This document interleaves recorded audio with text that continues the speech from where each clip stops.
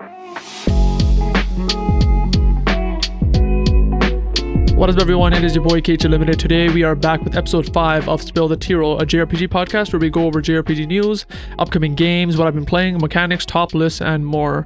I finally have some form of tagline. I'll probably make it better as time goes on. But yeah, this is episode 5. This is we passed a month, which is pretty nice because honestly, I was kind of afraid that I wouldn't be able to commit to this podcast because I'm really busy. But yeah, I've been able to do it for a month, and it doesn't take as much time as I thought. It still takes like a lot of time, but I ended up recording the first episode on a Wednesday, and it turns out every Wednesday I am more free than usual, and so it kind of just worked out. So this is episode 5, so we are done 1 month, and hopefully we keep going.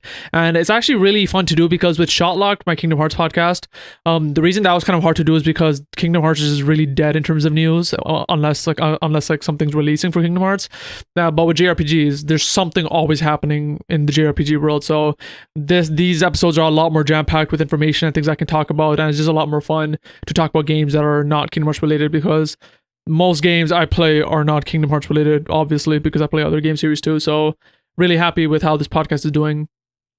Other than that, I want to talk about the Project Mugen video I put out. So pretty much, if you didn't know, when I make these podcast episodes, I do cutouts of the podcast and edit those into like more shorter form videos. So like the Project Mugen discussion that I had on episode 4, I cut it out, I edited it with some graphics and images, and made a video of me just talking about why I'm excited for Project Mugen.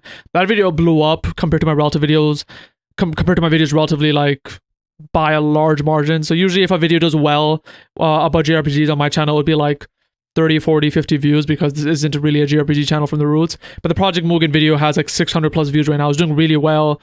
There's comments on it. There's some discussions happening that I'm talking with people. So like the video did really good. I'm really happy about it because my Dragon Ball segment blew up like a while ago, and that was like 100 something views, and this is like 600 views. So it's really cool to see that some JRPG videos on the channel blowing up, because this is a Kingdom Hearts channel from its inception. So hopefully that keeps happening, and hopefully I keep segmenting out parts from the episodes, because there are more segments that I do want to make from my episodes. It's just that I don't really have the time for them, because when I do those segments, it's pretty much me just editing like a full video with graphics and images, and like to the full extent that I would want to, whereas the podcast, I'm not really editing too much. I'm just cutting out like very long dead spaces, and so that is something I want to do more. I want to cut out my Final Fantasy 4 segment too, where from my 2 episodes I have a conversation of me talking about the entirety of Final Fantasy 4 from beginning to end. So I kind of want to make that a segment too, but I just gotta find time to do it. So hopefully they keep doing good, and hopefully that kind of traction comes to the main episodes too, because the main episodes are obviously the main product I want to kind of see do better. So hopefully this podcast keeps growing too. But yeah, I just really want to bring attention to the Project Mugen video because I did really good. Also, funny enough, it's fixed now, but I was going to talk about how Spill the Tearal episode 4, there was some like weird chicanery going on with the views. Like I said, like if a video does good on my channel for JRPGs, it's like 30 to 50 views. So when I put out this episode, I usually upload it at night of the day I'm recording, and so I put it up, and like by the time I was sleeping, it had like 15-20 views, which is like really good. It was like ranked like 3 out of 10 or 2 out of 10, and I was like, oh shit, this episode's doing better than usual. And then I woke up the next day and the views were 0, and I was like confused because I'm like, what happened? And I know YouTube sometimes takes away fake views, like if someone just clicks in and clicks out, sometimes YouTube corrects for those. But I knew this wasn't the case because the night before, not only did I have like 15-20 views, but the watch time was there, so I could see that like the average watch time, for example, was 8 minutes, which is very high for like a video of mine. And so that's not something that could be faked. That means someone's actually jumped in and watched for a long time to give me that watch time. And I was kind of annoyed that was removed, and it took about like 5-6 days, but the views slowly came back, and now I think it's back to what it is. So it's like 30 something views now, and like it's good that it came back, because I was really pissed because the episode was doing good, and now it looked randomly like my episode dipped on episode 4 and did bad, even though I thought it was a good episode. And so it's back to normal now, but I just didn't want to bring that up in case anyone noticed that, because it was very weird, because you see my episodes are like 30-ish, 40-ish views, and then randomly it's like 0 views for that episode. But that's fortunately been fixed. Another thing I want to bring up is the Final Fantasy 7 Let's Play. That is happening in terms of real life. It just hasn't been uploading. So I believe there are 4 episodes uploaded. By the time I'm recording this, there are 4 episodes uploaded. But I have recorded episode 5 and 6. and 7, I believe. The thing is, I am recording extra long episodes now. So usually when I record those episodes, I recorded for like an hour or an hour and a half. I've been recording like 3-hour episodes. At least most of them have been 3-hour episodes, and so they take a lot longer to edit too. So I'm in the process of editing episode 5, and that will go up whenever it does. But yeah, I'm pretty much just focusing on trying to get them recorded so I can move on to Rebirth. And so if I don't have time to edit, like that is in 200 priority right now. But the point is, all of it will come out at some point. I just don't have a schedule because editing a 3-hour episode takes a very long time. Like, the fastest that would be done is probably like 5-6 hours, and it's not that fast. It'd probably be like an entire workday pretty much to edit an episode. So I'm just doing like, whenever I have free time in a day, I just edit some of it. So I just wanted to like let you know, if you are interested in that, that is happening. It's just gonna take a while for it to come out, but I think they are more fun to watch because they are longer, and I am able to cut out kind of more dead space because of that too. But yeah, Final Fantasy 7 Let's Play, that is still happening. And also, I was meaning to mention this at the top of the podcast, but I forgot. But there will be no talk about Final Fantasy Rebirth if you're afraid of that. I'm just mentioning that because I know that every single podcast or gaming podcast that I listen to, I've stopped listening to right now because they're all pretty much covering Rebirth, which I don't want to know because I don't want any spoilers for the game. Because if I was playing it, I don't know why I would want that. And it doesn't really matter because I'm not even playing it right now. I'm going to be playing it like after, once I'm done remaking Crisis Core. And so I'm not going to be talking about Rebirth for a while. And when I do, then if there are spoilers, just, you'll know when I say a spoiler. I will like clearly state that I'm going to say a spoiler and then I'll say it. And so there'll be no surprise. But there's going to be no Rebirth talk this episode. There probably won't be Rebirth talk for the next few episodes. But that's just something I want to mention in case you're afraid of like jumping around this episode. Like, you're cool, there's going to be no Rebirth talk because I haven't played it yet. But yeah, that is something I want to mention too. But I believe that should be all for the housekeeping talk, and we can move on to the first actual segment of this podcast, which is what I'm playing. And so, what have I been playing for the last week since the last episode? The same 2 games. I've been playing Final Fantasy Crisis Core and Final Fantasy 7 Remake. Now, with Final Fantasy Crisis Core, I believe last time I talked about it, I had just started it. I think I was like about 6 hours in. I am almost done now. I'm 80% done according to PlayStation's counter. You could check the percentage in the game from PlayStation, and so I'm 80% done now. The game is a lot shorter than I thought, especially if you don't like really do the side missions you have, because I was planning to do those if I was ever feeling weak so I can grind through those, but I've just been getting through the game quite easy. Some bosses that I remember kind of like having trouble with when I was a kid are much easier now, and so the game's just been fine. And so I actually would have been done by now. I'm just like artificially delaying the finish of the game because I want to finish Crisis Core and 7 Remake around the same time and then jump into Rebirth. I also got to play the DLC for 7 Remake. But yeah, I haven't played Crisis Core for like probably 3-4 days. But yes, so far, just to give my thoughts, I am really liking the game. Funny enough, I'm going to talk about this more when I'm talking about 7 Remake, but I think Crisis Core is a better game than 7 Remake, and I'll explain why after. But yeah, I've been enjoying it a lot. It's been like non-stop action and story, which I appreciate. There's very little in the game where you feel like it's just padding the game out or you're just doing a random puzzle that doesn't really fit. Everything in the game has felt very intentional and very focused on the story, which I really appreciate, especially for the price. I don't know if I've mentioned this before, but if a game really wants to do that, where they want to keep the game short and just focus on the story, and if that means that the game's gonna be shorter, I'm okay with that as long as the price reflects it.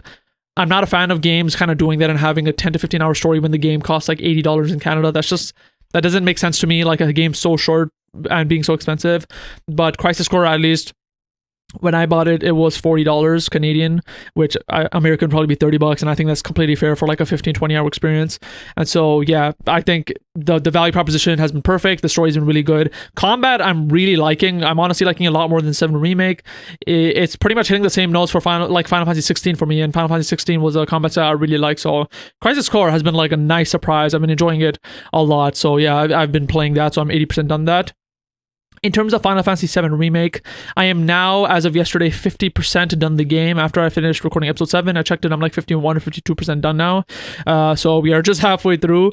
But yeah, I'm enjoying that game too. I'm enjoying it more in terms of the plot. So what's funny is when I first played the game, I think I played mostly for the gameplay, and I didn't really retain any of the plot, as is probably clear to you if you're watching the Let's Play, because everything is pretty much feeling like a surprise. But I've also noticed that in terms of the actual gameplay, the game does not do as good as I thought. Now, to be fair, I do want to mention when I give my criticism right now, I am not doing any side content. Usually when I do play JRPGs, I do some side quests, if not all side quests, if it's for a game I really like. But for 7 Remake. I remember doing some side quests when I first played. I didn't think they were that good. And also because Rebirth is out, I'm just trying to like speedrun it. So I'm just going through the story. So I'm not doing any side content. So that may alleviate some of the issues that I'm going to talk about right now. But that is something I just want to mention right out. But pretty much the main problem I'm seeing with 7 Remake is the entire game feels like padding or feels like dungeony maze sections. And if you ever played a JRPG, you know that pretty much every JRPG has certain sections which feels very paddy or like dungeony. Like, let's take the Trails of Cold Steel example. There's a very specific game loop in the game, and one of the parts of the loop is you gotta kind of go into this old school house and do a dungeon, and that could take like however long. I haven't played the Persona games, but I think Persona has a very similar game loop where you got to do dungeons every once in a while. And whether you like that part of the game or not, it is usually more of a gameplay focused, more grindy part of the game. And you can like that game. I mean, you can like that section of a JRPG, but I don't think it's anyone's favorite. It's usually not the most fun. It's usually the most grindy part of a game. It's usually like where you would put in a podcast and listen to that while you're doing that part of the game. And the issue is Final Fantasy VII Remake feels almost entirely of that gameplay style. And again, I'm sure if I was doing more side quests and talking to more people in the city and spending more time in the cities doing the side quests, it wouldn't feel like that. But it really feels like right now that is 10% of the time I'm in the city talking with NPCs, and 90% of the time I'm in some random sewers or dungeon or underground just trying to get through countless monsters to get to the next story beat.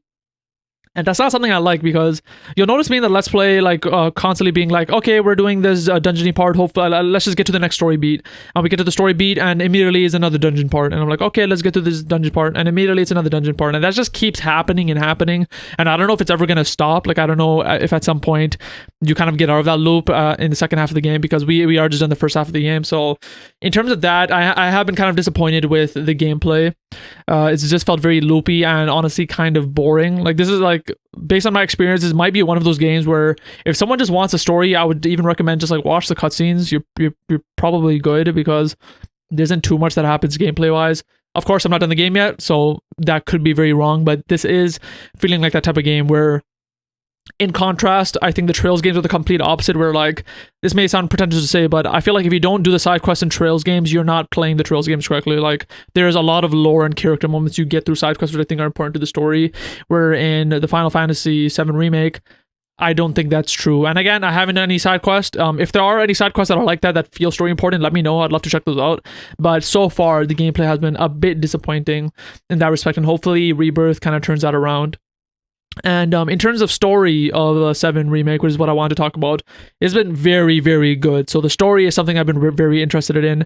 And it's funny because I'm playing it alongside Crisis Core, so I'm already seeing connections, kind of the connections between what the Turks are doing with Aerith, why are they going again for Aerith, and then spoilers, I guess, for Crisis Core and 7 Remake if you haven't played it, but I will say now, Aerith is an ancient, which is like some specific race in the universe, and so the Turks are after Aerith for that reason. So like, they're connected in that way. I don't really know like exactly why, but that's something that's happening. But yeah, it's been very interesting to learn that. Like, I know you learn about Aerith being an ancient later in 7 Remake. I haven't done that yet in this playthrough, but I already learned it through Crisis Core in my playthrough. So it's kind of cool just seeing the interactions with information that you don't have yet technically in 7 Remake, because I'm playing Crisis Core. And obviously the similarities between Zack's interactions with Aerith and Cloud with Aerith, and just seeing that. But the most important, or the most interesting thing for me when playing 7 Remake has been the aspect of it, which I literally did not know at all the first time I played it, which is that 7 Remake is just an alternate timeline of the original Final Fantasy VII. Now, for people who played the original Final Fantasy VII, this is probably obvious to you, but recently, maybe like a few weeks ago when I was listening to a podcast, someone had mentioned that if you play 7 Remake without playing the original FF7, you're playing it wrong. And I don't know why that was the case, because this is a remake. And what's funny is I was actually going to play Final Fantasy VII like a few years ago before 7 Remake came out, but I purposely did not play it because 7 Remake was coming out. But now people are saying you should have played the original. And what that person on the podcast pretty much said is that Final Fantasy VII Remake is like an alternate timeline. So like, there's little deviations that happen that kind of change up the story. And when I heard that, I was like, oh, that's cool. So I'll probably play Final Fantasy VII at some point when I'm done the remake series and go back to and see what the deviations are. But now that I'm playing 7 Remake with that in mind, I didn't know that the deviation was actually part of the story. Like, I thought it was just a meta thing where like 7 Remake is just a slightly different story, but there's a moment that happens kind of early on in 7 Remake, which I'll talk about. And it kind of blew my mind when it happened. So pretty much we're in one of the reactors. Cloud falls down from the reactor and lands where Aerith is. And before he lands, the background goes white. Another Cloud comes behind our Cloud, and he's like, I know last time you kind of got out of the situation with just a couple of scraped knees, but this time is going to be different. And when he said that, I was like, are they referencing the original game? So is like the Cloud that came and touched the shoulder, is that the original FF7 Cloud? And so is this like a deviation point that's happening? And so when that happened, my mind was blown. So I'm like, okay, so it's actually a plot point that fate is changing. And so now I'm interested in like, is that like actually important to the plot? Like, is there going to be like, is a big bad of the Remake series going to be a bad guy that's specifically changing the timeline and something like that? Like, I don't know what's going on. Like their fates are changing, and it's related to the story. And now I get why people are saying like you should have played the original FF7. Like, I get it now. So I kind of wish I did play it, but like at this point I'm just gonna play it when I'm done the Remake series, because it'd be kind of weird to play now and just spoil the rest of the Remake series. But like, that's really interesting to me, and it also gave me more insight to like those weird ghosts that show up at the start of the game, because when that kind of scene happened with the 2 Clouds, a lot of the ghosts were swirling around Clouds. So now I'm thinking like, are those ghosts like ghosts of fate or something? Are they the reason that the fate is changing? Because there's very little things that started happening after that, like when you're in the church with Aerith and you're trying to escape it, Aerith is about to fall and then the ghost just catches her. It's like a little moment that happens in gameplay, and I was wondering like, is that a deviation too? Did the ghost change something from the original game with Aerith originally falls in the church? Like, I don't know. I'm just assuming the ghosts of fate, but like, I'm not really sure. And so I'm just really interested to see like where it goes, because like, I know I won't spoil the moment, but there's obviously a very huge spoiler that happens in the original FF7, like the biggest spoiler in gaming, some would even call it. And I know that doesn't happen in Remake, because I finished Remake and that moment doesn't happen. And so people are curious how Rebirth is going to go with that big deviation where like that character specific spoiler happens. And so I'm just even more interested in the story now, because now that I know that the fate changing is actually a plot instrument in Remake, I want to see how it goes and how it keeps happening in Remake and in Rebirth possibly. Like, was that fate changing cutscene with Cloud the only time that happens, or is that going to happen more and more? And is that fate changing going to come more and more into the actual main story? I don't know. We'll see. But that was just something where, like, when that scene happened in my Let's Play, I was like mind blown, and I straight up had to like stop playing the game and just talk to the camera for a while when that happened. And it's really cool because there are big changes, like that one change that I talked about where like in the original FF7 something happens to someone, but it didn't happen in this. Obviously, there's a big Crisis Core spoiler, what happens at the end to someone. That is also different from, at the end of 7 Remake. And so there's already huge deviations. And I wonder if that means the farther we go into the Remake series, the more different the story's going to be, because these are huge changes. So does that mean that, say, for example, Final Fantasy VII Remake was like 10% different from the original? Does that mean Rebirth is like 25% different from the original because it's deviating so much? And if there's another game, is that going to be like 50% from the original because it keeps deviating? I don't know. I don't know if it's going to keep deviating. I don't know if it's going to end at the same point as the original, but it's just something that's just really fascinated me, and it's really motivated me to play the game more, because this is a reason why I love playing long-running series. The reason I'm such a big fan of the Kingdom Hearts series, the Trails series, is when you have multiple games all connecting to something. And the fact that they made FF7, such an old game, into almost a franchise at this point is like really cool to me. And so yeah, I'm really excited to keep playing Final Fantasy VII and Crisis Core, and hopefully the DLC. I want to see how that connects to, and seeing how that feeds into Rebirth, and see what Rebirth does, because that's supposed to be a really great game based on the ratings too. But yeah, that's pretty much what I've been playing: Final Fantasy VII Remake and Crisis Core. Sorry for that kind of theorizing bit, but this is my podcast. I could talk about whatever I want. But that'll pretty much end the what I'm playing segment. Damn, we're already 20 minutes in. We'll move on to the next segment, which is a JRPG that I'm looking forward to. Now, this is a good one, because the JRPG I'm looking forward to is The Legend of Heroes Trails Through Daybreak. Now, this is a game that I'm very excited for. You've probably noticed at this point, the Trails games are my favorite game series. I've played every single game. There's about 10 now. I'm not done Trails Reverie. That is like the 10th game. I am not done that. I've been on the finale for months. I just haven't really gotten back to and played it yet, but I'll get to it at some point when I really want to. But yeah, I love the Trail series, and Trails Through Daybreak is very, very, very interesting to me, because if you don't know, the Trail series is broken up based on region. So the first Trails in the Sky series they all take place on a continent of Zemuria. Trails in the Sky is for the Libero region. You have the Zero and Azure duology, which is the Crossbell region. You have Trails of Cold Steel, which is the Erebonia region. But there's been one region called Calvard, which is always mentioned in the games. Like all these regions are mentioned in every game, but the Calvard region is one that we actually haven't been in, and this is what Trails Through Daybreak is supposed to explore. So this series is going to be delving into the Calvard region, which is very interesting because once you get into a new region, it's always very different in terms of the technologies, the design, the fashion designs of clothes, the types of people, like the races even sometimes. So like it's very interesting whenever you go to a different region. And so I'm really interested to see how Trails Through Daybreak handles it. One thing I want to mention is they released a trailer like maybe yesterday or a couple of days ago, kind of announcing that it's coming to the West. I did not watch the trailer. I don't watch trailers for games that I know that I'm going to buy, and so I am not watching the trailer at all for Trails Through Daybreak. So if I mention something that sounds like a theory and it's been shown in the trailer, that's why. But I am not going to be watching the trailer. I'm just going to be going straight into the release because I watched a trailer for Trails Reverie, and that kind of ruined some parts of the game for me. So I don't want to do that again. But one thing I do want to mention, which I've seen from a screenshot of the game, is the main character, the way he fights is very different from how any main character has fought in the past games. So usually, like, just based on like how the system works in the games is everyone has a weapon. So like Lloyd in the Zero or Azure games, he uses like tonfas. Reen uses a katana. You have Estelle using a bow staff, and everyone uses weapons. There's like shotguns, there's staves, there's like a large variety of weapons. But the main character in Trails Through Daybreak, from what I've seen from a screenshot, or a GIF, he transforms into like this blue glowing demon looking thing. I have no idea what that is. I don't know if that's a weapon. I don't know if that's his main combat mode. I don't know if he uses weapons usually and that's just like an ultimate mode he goes in, or is that something he transforms into every time he fights? I don't know if like the group he's with, can they all transform like that? Like I have no idea. So that's very interesting to me because usually every game still has the exact same formula where your characters will just use these weapons they have in their system with Sepith and Orbal arts and shit. But he's turning into like a monster to fight, which is very interesting to me. I also don't know if this game is like turn-based or real-time fighting, because I do know that the Trails series is going to transition to real-time fighting at some point. I just don't know when that happens. And so that's something I also don't know.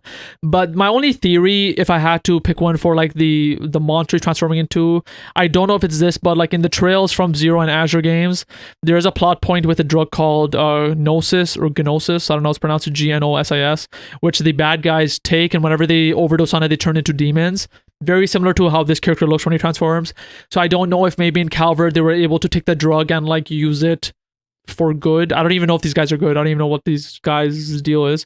So that's my only theory. Maybe they're taking that drug to transform, or maybe they just harness the part of the drug and put it into like Arcus units or something like that to transform into them without any, side effects. So that is something interesting. It could also be related maybe to like Reen. He has like this ogre power he kind of has, which is kind of related to like this overarching plot point. But again, it's just very interesting that it is not only in a new region, we're getting this whole new battle style, possibly because he is turning into a monster.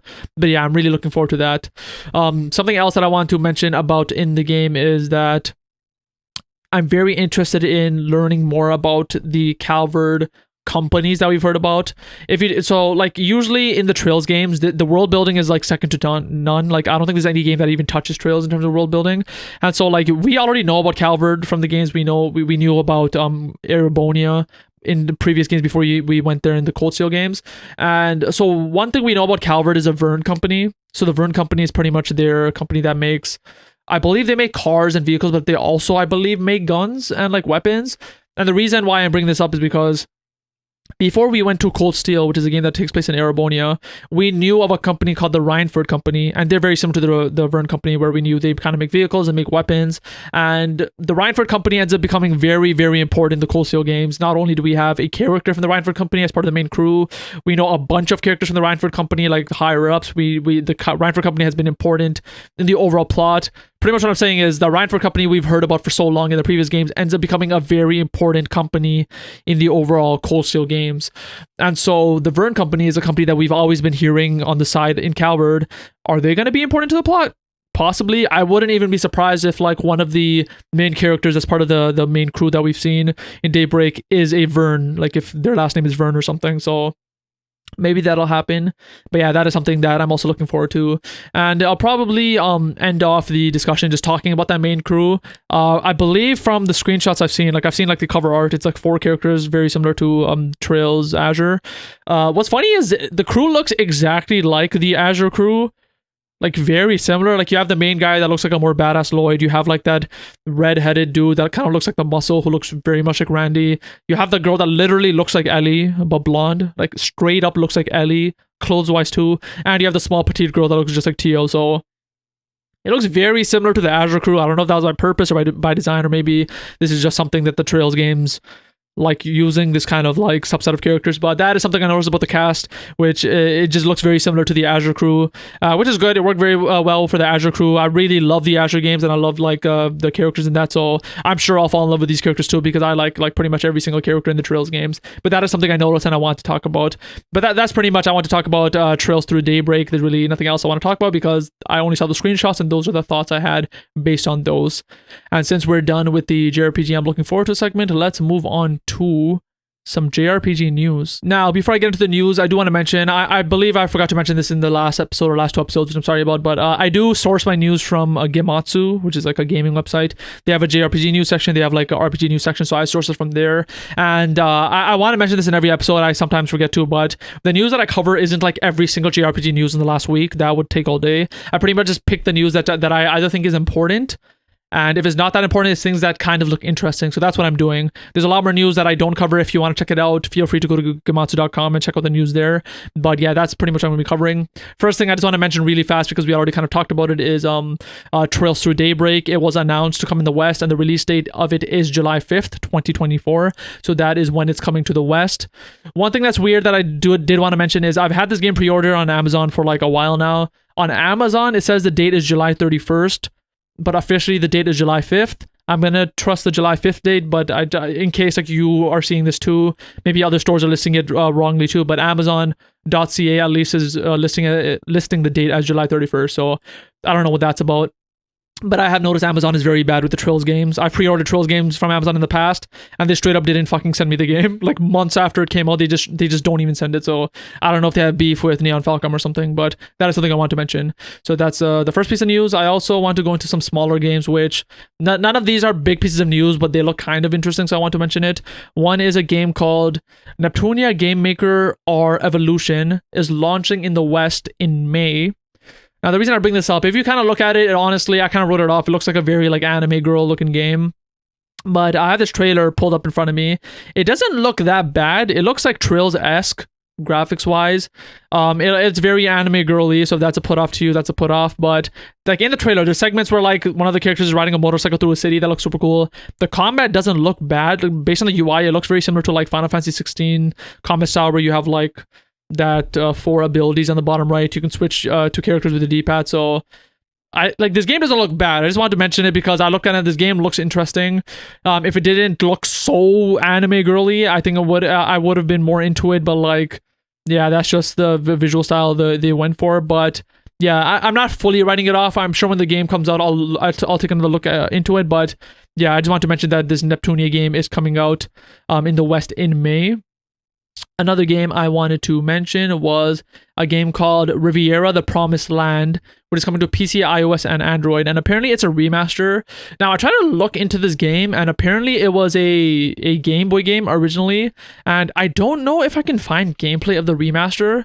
So I found some gameplay that came out like last year, which is claiming to be remaster gameplay. And it straight up just looks like Game Boy gameplay. So I don't know if the remaster either just doesn't really look like a remaster or whether there's no gameplay of the remaster. But the reason I caught my eye is because the art style I think is like really good, especially for a Game Boy game. Like it straight up looks like modern anime with like a pixel filter over it. And I think the reason that I'm kind of more into it than most people might be because it looks very similar to the Full Metal Alchemist art style, which if you didn't know, Full Metal Alchemist Brotherhood is like my favorite anime. So I'm really liking the art style of it. Gameplay wise, it looks like standard JRPG gameplay. I'm looking at it right now. I'm not sure if it's good. I haven't like looked at it too in depth, but it looks cool. Like visually, it's like very interesting. Like I would say I even like the style more than like the older like Final Fantasy games. So I don't know. Maybe I'll look into this if I'm kind of have an itch for another classic game like Final Fantasy 4. I may check this game out because it looks cool. It almost looks like Pokemon S2, the battle system, the way the characters are laid out. But yeah, I just want to mention it that this apparently Game Boy Advance game is coming to the West, and it is coming on PC, iOS, and Android. And the last game I want to mention is a game which technically it isn't a JRPG, it's a Chinese game, but I kind of lump Chinese, Korean games into JRPG sometimes when they kind of look JRPG-esque. And this game is called Home of the Yokai, and it's coming to PC on July 10th. And the reason I want to mention is if you kind of like look up gameplay for this game, it looks really nice. Aesthetic wise, it has this kind of like almost like hand-drawn style. The camera's kind of like if you imagine like the older Pokemon games, but if you kind of tilt it back a bit so you can see more into the distance, it looks beautiful. Everything about it, like it's a 3D game, but all the assets look 2D. So like the grass looks like it's just literal 2D blades of grass. The trees look like that, and the battle style is interesting because it's called Home of the Yokai. So I'm assuming the game has something to do with like yokai and spirits. I don't know if it's like a Pokemon type game where you have to capture them or not, but like the battle style looks like almost Clash of Clans-esque or Clash Royale. One of them, I feel like one of them looks like this, where like there's two sides. You have the enemies on one side and the good guys on the other side, and they just like come closer together in the middle and they start fighting. I don't know if it's like happening automatically. It might be like an auto battler or something, but I just want to mention this because the visual style looks really cool, and like gameplay wise it looks different from what you usually see from JRPGs. And so I want to bring this game up, that this game called Home of the Yokai is coming to the West on July 10th on PC. Well, I don't know if it's coming to the West. It's just coming out on July 10th on PC. So yeah, that is the last piece of news I want to mention in the JRPG news section. Not a lot of big news this week, but because it was kind of emptier, I kind of decided to dig deeper to find more interesting tidbits to see if there were any games that looked interesting. And yeah, I found 3 games that look kind of interesting to me, and hopefully they look interesting to you. And from that, we'll be moving on to the JRPGs that are releasing this week.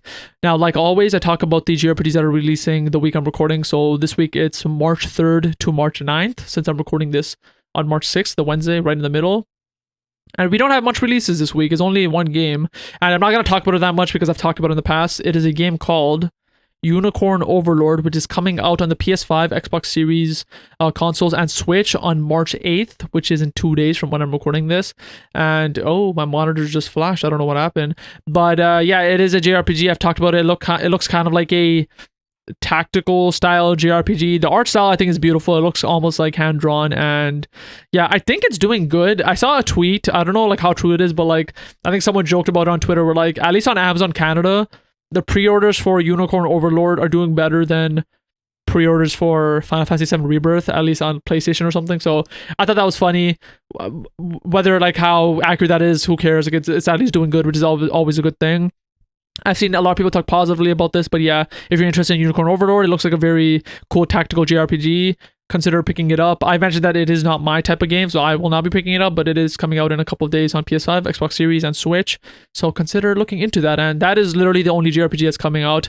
Again, like every week I mention, I do source these releases from icicledisaster.com. So if you wanna check those out, check out that website. I also looked on RPG site to see if there were any other JRPGs that might have been missed on Icicle Disaster, but I don't think there were. I couldn't find any other JRPGs that are releasing this week. So that's the only game that we have this week, and from there we will move on to the JRPG mechanic section of the podcast, where I talk about some kind of JRPG mechanic which I find interesting and I kind of want to delve deep into. Now, the mechanic I want to talk about, now this is a mechanic that I have brought up. I believe I brought it up on Shotlocked. I might have brought it up in its own video like a long time ago, but I want to bring it up on Spill the Tearal because this is like a very specific mechanic that I really love in games, and that is I want better NPCs in JRPGs.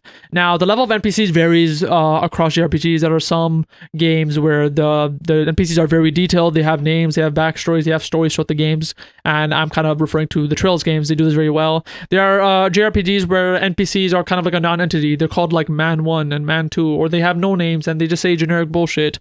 There are games where there's NPCs you can't even talk to. They're just standing there. And so there's a huge range of NPCs in JRPGs, and I'm definitely on the side of having NPCs that actually matter to the story. And I'm going to be referring to Trails games a lot in this section because I think they do NPCs the best from the games that I have played, and I will give specific examples too. But pretty much like I want NPCs more often that are named, that have stories that evolve throughout the games, and that like don't look like generic all the time. Now, the Trails games do have generic NPCs in terms of like if you go into like a bigger city in a Trails game, there will be like maybe like I don't know 6 designs that are just repeated, but very rarely are they NPCs that are actually generic in terms of like who they are. So while a lot of them may look same, usually let's refer to a specific game, Trails from Zero and Trails to Azure. It is more of a small scale game. Usually the towns are a lot smaller. Let's say each town has maybe, I don't know, say 20, 25 NPCs. Those NPCs are written so well. They each have a specific name. They each have a specific story where if you talk to those NPCs at different points of the story throughout Trails from Zero and Trails to Azure, you will see the story develop throughout both the games, like with full continuity, and you actually get something out of it. And what's amazing is if you talk to every single NPC as I do, you'll sometimes get hints of story beats before they happen, which is also something that I'll talk about. So yeah, I just think NPCs are such a good vehicle to like give story. It just becomes very disappointing when NPCs are just there in a game just to fill space, where like if you want to make a city busier, you can just add a bunch of NPCs that don't really add anything to it. One example I'll give of negative NPCs, now I do want to preface this by saying is I never played this game for a long time. I played this game for 10 hours, so for all I know the NPCs become very great in the rest of the game. But in the 10 hours I played of Persona 5, the NPCs sucked in it. And the reason I'm mentioning this is because at the time of me playing Persona 5, I was playing Trails of Cold Steel. And if you play Trails of Cold Steel, you know that every single, or pretty much every single student in the school of Trails of Cold Steel has a name, they have a story, and later in the future games, they become very important to the plot in specific ways. In Persona 5, when I was in the school, not only could you not talk to most students didn't even have a design. Like their heads were literally like blank. And so when I played that after going to Cold Steel, I was just very disappointed. Where like pretty much the only students you could like talk to meaningfully were like the ones that were in your crew. And like because of that, like I didn't give a fuck about the school. I didn't care about the students. I didn't really care about the school at all. Now I don't know if that's intentional. Again, I only played 10 hours of the what I think is like 100+ hour game, so maybe it gets better. But from my experience there, the NPCs were like badly made. But again, it could be intentional. I'm not sure. Where Trails games, the students were named. So let me give you an example from the Trails of Cold Steel games. There's a bunch of students. There were 2 students, I can't remember the name right now, this guy and girl, where you would, if you just talk to them randomly throughout the game, you would notice that they kind of like have a back and forth like of doing businesses. So like whenever like a school festival came up, they would be like arguing like, oh, we should have a stand at this festival and we should sell this, and they'd be kind of arguing like, oh no, we should do the stand this way, or we should sell this instead, or blah blah blah. And that's pretty much their dynamic. It's just kind of like this back and forth attitude, how they're kind of friendly but argue a lot throughout the games. And whenever there was a school festival, you'll see that sometimes they have a stand. I think sometimes they have separate stands, maybe sometimes they have shared stands. I can't remember the specifics. But the reason I'm bringing this up is later in the series, like I think the 3rd and 4th games, they actually, there's like a small time skip of a couple of years, they actually are brought into the plot in interesting ways, where like the guy student who was more like business oriented and less value oriented, turns out he was like the son of like a big company, and he becomes like antagonistic in a way where like he's funding a company which ends up being our enemy in the future game. So like if you were following him from the early Trails games, you kind of saw that coming, like in terms of like his values, and you could kind of see how that matches. Whereas if you didn't talk to him, like it would just be a plot point, like you wouldn't really care about it. And the girl NPC who was more like into the values of like of business, and she actually cared about like pleasing the customer more, she ends up becoming like the person who runs the store for the good guys. Like she's like with us on her ship, she's selling stuff to us, and she really has a good network in terms of getting us connected to other merchandising people and stuff like that. And so she comes onto our side. And so again, if you didn't talk to her and she just showed up in the 3rd game and she's just like your storefront, you'd be like, okay, like she was a student in the past, cool. But because I've been talking to her throughout the first 2 games and I kind of know what she values, when she came in Trails of Cold Steel 3, I was like, oh, holy fuck, it's you. Yeah, I remember you. And like I remember like what you were about, and you're like the storefront for us. That's pretty cool. And like it made a lot of sense. So whenever like those moments like clicked in, it really clicked in. Like it felt really good to see how these characters actually evolved, and it actually made them feel like characters and not just like random NPCs. And I'm just talking about 2 students in the school. There's a bunch of examples of like there's this photographer student and he becomes important as a photographer. There's these twins and they do other things that become important to the plot too, and like pretty much every single student becomes that. And don't get me wrong, there are some students that are like generic. I think there are some students that are literally called like boy one and girl one, stuff like that in Trails, and they obviously aren't important. But the point is, so much of the students at the time of Trails of Cold Steel 1 and 2, I didn't know they would become important. I just talked to them because I felt like it, because they seemed interesting enough, and they ended up becoming important to the plot, which is really cool. And you see this in the Trails from Zero and Azure games, where like if you like talk to this boy in this like farm village, he'll tell you like, hey, I just moved here, I don't really like this village. And throughout the game, you'll slowly see him warm up to the village residents, and he ends up really loving the village. And I'm talking about this plot happening over 2 games, so it's like very like slow running, but it's very satisfying when you get to the end of these plot lines, because you kind of get to see these characters change over the game. And that specific NPC has nothing to do with the story. Like, you can cut him out of the game, the NPC, and it won't affect it. But there are other NPCs, which I'll bring up now, where like I would talk to every single NPC in the town, right? And so there'd be like a dad of the family, which like you find out like he works in stocks or something, and he's just the dad of the family. He'll just like talk about his business once in a while. And there's like this other like gang member, like the youngest gang member, who's kind of like fiery and has like a shitty attitude, but he's an NPC you can talk to sometimes too. So those are just 2 I'm bringing up in this entire city. But I would talk to them and they would be talking about what they usually do. But slowly you'll end up noticing that they're just getting like more depressed because of the individual situations. And like over hours and hours of the game, you'll notice that they're slowly degrading in terms of that. And at some point you'll notice that their behavior changes. And you only notice this if you've really been paying attention. If you just talk to them randomly, you probably wouldn't notice. But like, they start acting out of character. The young gang member who usually respects his elders is being an asshole to the elders. And you'll even notice that if you talk to the other gang members, the dad, who's usually very nice, is becoming an asshole to his wife and kids. And if you're just, you know, like talking to them, you wonder kind of what's going on. And at some point through more hours of the game, they just disappear. Like, they're just gone out of like where they usually are. So if you go to the dad's house, the wife and the kid are there, and they're wondering like what the hell happened to the dad. If you go to the gang, they're like, yeah, I don't know where the youngest gang member went, like he was here yesterday. And then hours and hours later in the story, you find out that the main villain like took like random residents of the town and kidnapped them to like drug them or something. And so if you talked to the NPCs like I did, you saw the buildup of these characters. I care about these characters at this point, and you kind of put 2 and 2 together, like, oh, these guys were kind of in this depressive episode, and they randomly started acting out of character. They were probably given drugs to change the way they acted, and that's why they were acting weird, because the story after mentioned that they were given drugs. And so that's something, when that happened, I was like, oh, I immediately knew exactly which NPCs in the town were taken, and I was able to go to each of their locations without an issue. Whereas if I was just playing the story and I was told like, oh yeah, these random 4 NPCs were like kidnapped and drugged, and like I just didn't know them, I'd be like, okay, and then I would have to find them, like go to a random house, like, okay, this guy was drugged, I don't know who this guy is, okay, this gang member I guess was drugged. Like, I just wouldn't give a shit. But like at that point I was like, yo, I care about these NPCs. I know that freaking dad, like he's a freaking good dude to his daughter, I want to help him out. And so like it creates a different type of connection with the NPCs just because they're given a story.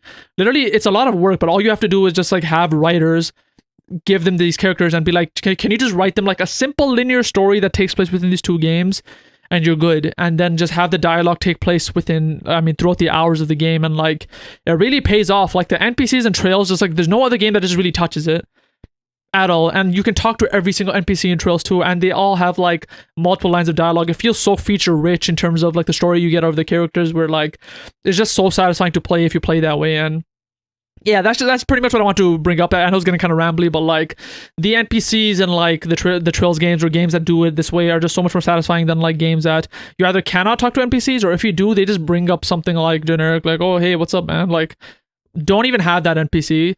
So like, I'd rather have a game that has, like, for example, like in the Trails games, if there's a city in Trails games and like they have like, or like say a smaller town, and there's only 12 NPCs in that town, which doesn't really make sense from a town point of view, but they're all like detailed, like I mentioned. I'd rather have that than have like 50 residents in the town and they're all like nameless, and most of them don't talk to you, and when they do talk to you, they don't add anything to the story really.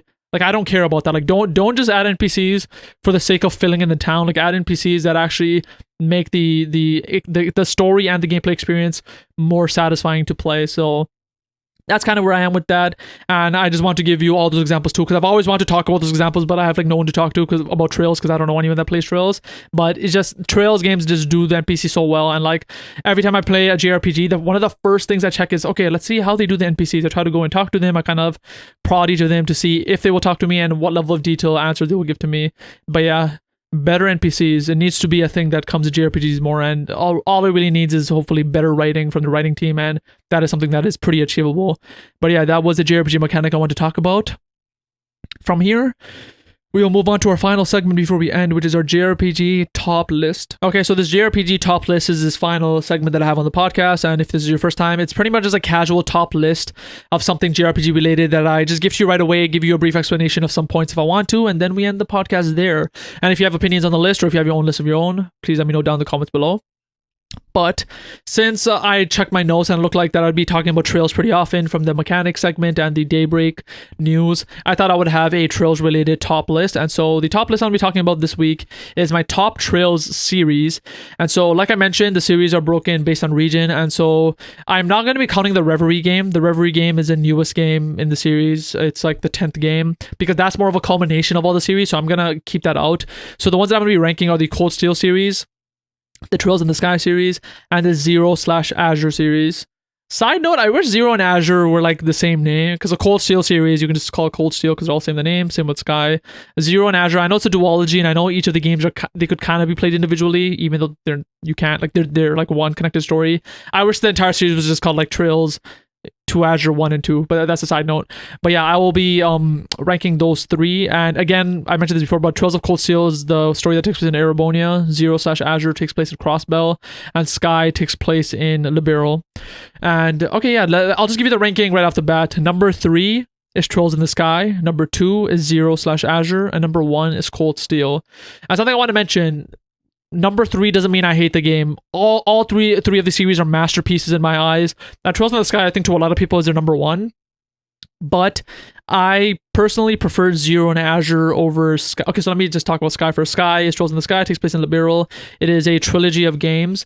I think one of the reasons I'm going to put it at the bottom is because there were some slow points of the game, which I don't remember specifically anymore, but I remember there were some points of the game which I was kind of bored. I think the start of the second game was kind of slow, which I wasn't too much a fan of, but the story of Trails in the Sky is like fucking amazing. You have to play it if you haven't yet.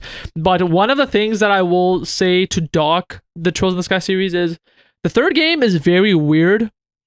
Now, without going too much into the specifics, Trails in the Sky 1 and 2 is about Estelle and Joshua, is this sibling pair that you kind of follow throughout the games.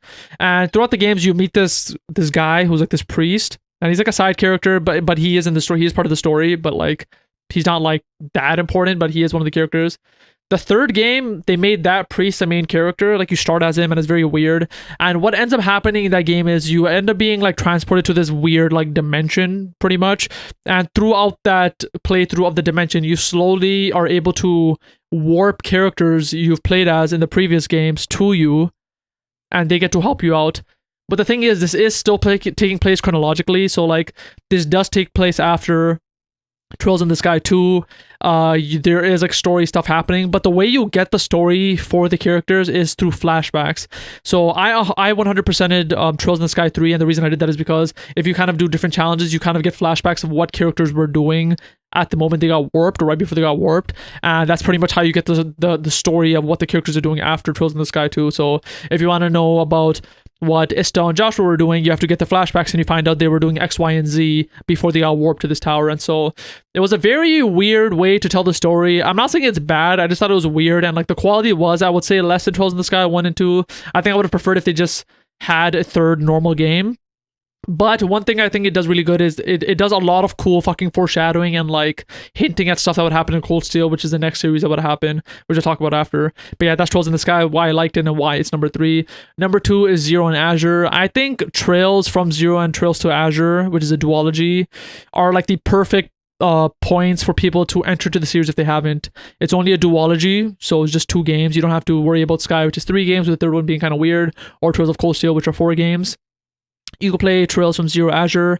They're on PlayStation. They're, I believe, on PC too. Like, it's very easily accessible. The only like negative thing, if you care about this, is the graphics are like PSP chibi graphics. If you care about that, it's the exact same graphics style Trails in the Sky, which is like PSP chibi graphics.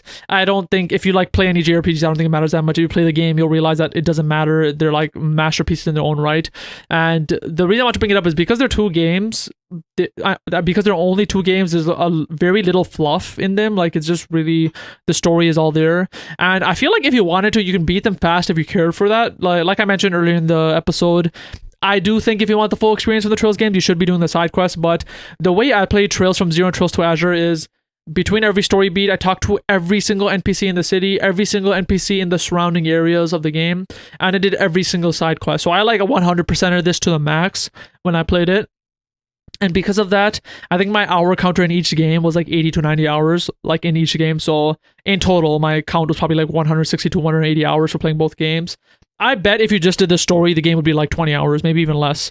I bet, because I spent like 90% of the time just going around and talking to people and doing side quests. So they are shortish games, I believe, if you just like kind of golden path it, if you want to do that. And so like if you really want to know like the main vibes of the Trails games, I would say try Trails from Zero and Trails to Azure, because they do really good. And the story is very interesting, and it may be a recency bias that I'm putting it above Sky, but I don't think so, because I think I enjoyed the cast of characters in Zero and Azure more, because it was a cast of 4 characters, where Sky was mainly Estelle and Joshua. Obviously you have other people you'll meet throughout the games, but I think that having the 4 characters in Zero and Azure being the main cast was a better fit for the Trails games. And lastly, the first series, which is Trails of Cold Steel. This was technically, I played Trails of Cold Steel after I played Trails in the Sky 1, but it was like years after. But I consider Trails of Cold Steel the first real series of the Trail series that I played, because I played it like to completion. I loved it. I love Reen as a main character. I think this was like not the first, but one of the JRPGs I realized like having a silent protagonist in a JRPG really isn't a thing for me. And this was like one of the games where I realized like, yeah, having Reen as an actual character with voice lines and like personality and opinions is a lot more interesting than like JRPGs, which just have like a silent character that like doesn't really do anything.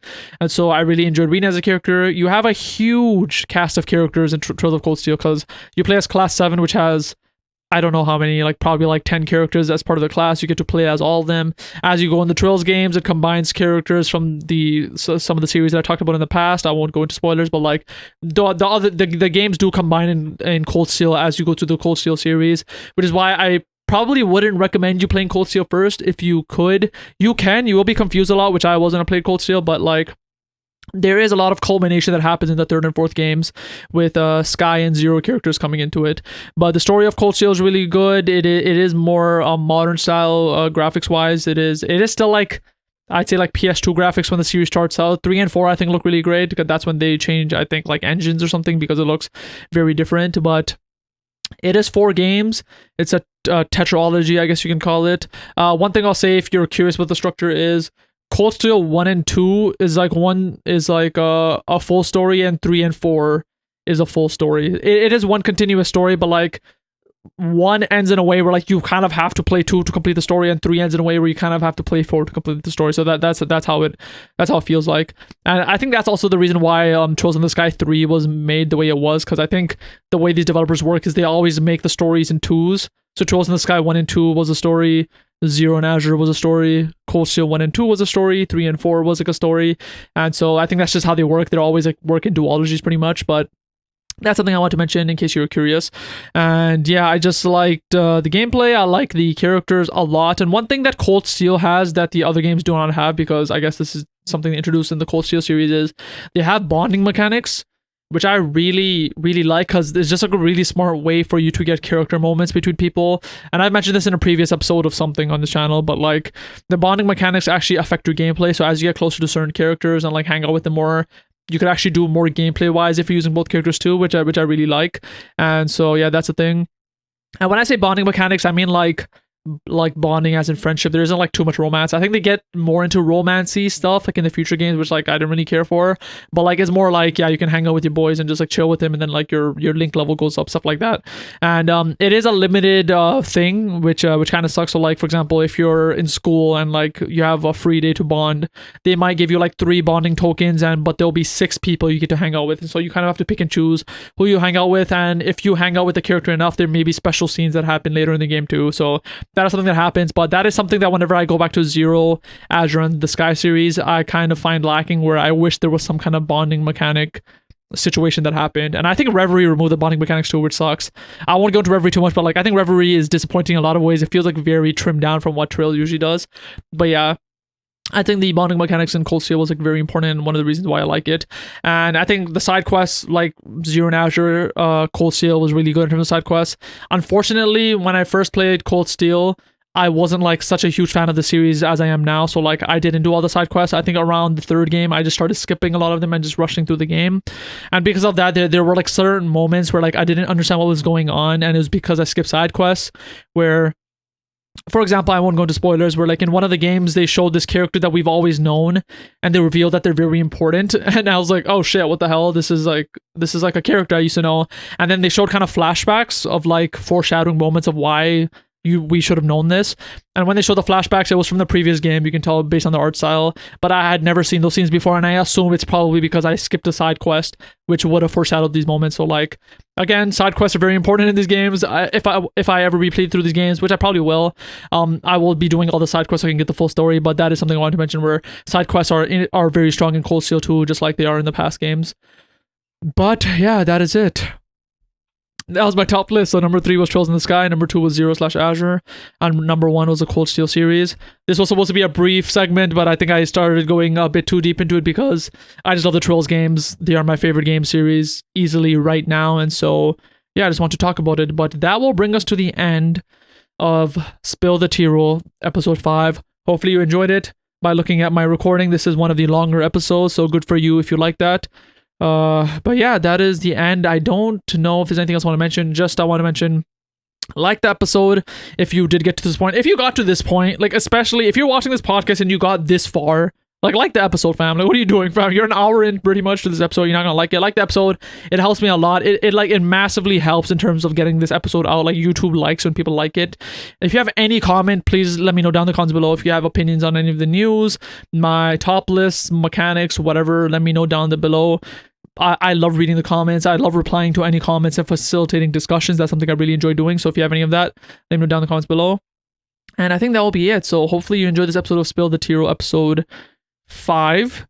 And hopefully you'll be here for episode 6. And I will see you guys next time. Peace.